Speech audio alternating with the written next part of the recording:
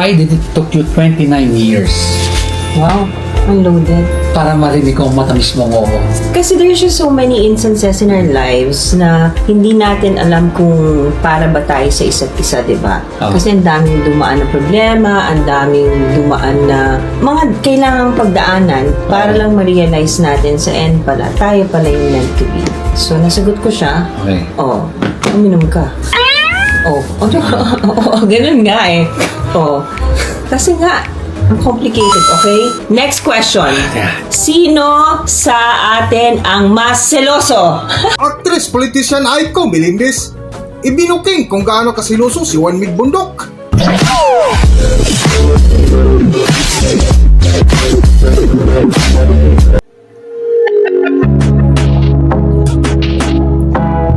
Welcome back to Philippine Celebrity Broadcast.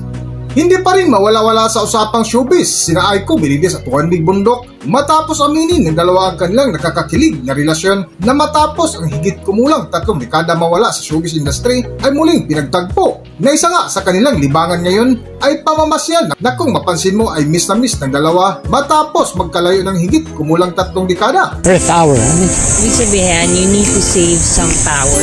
Alam nyo guys, ang swerte ko talaga. No? Kasi may walking encyclopedia akong kasama lagi. Mga pala si...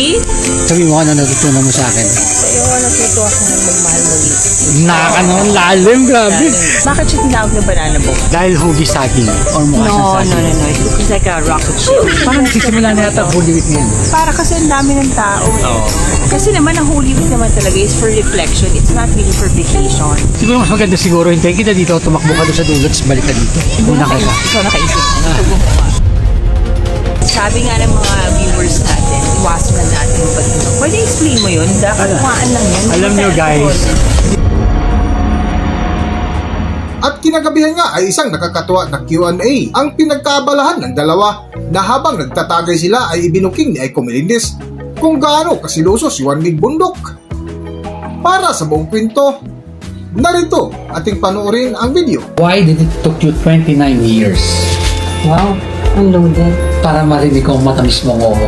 Kasi there's just so many instances in our lives na hindi natin alam kung para ba tayo sa isa't isa, di ba? Oh. Kasi ang daming dumaan na problema, ang daming dumaan na mga kailangang pagdaanan para lang ma-realize natin sa end pala, tayo pala yung meant to be.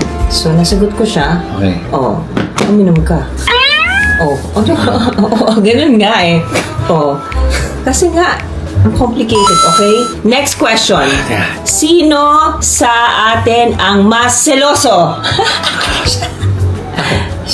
Bakit ka ba nagsiselo? Saan? Actually, meron akong guide questions dito. Gusto mo hiramin? Ikaw alam mo, daya mo talaga.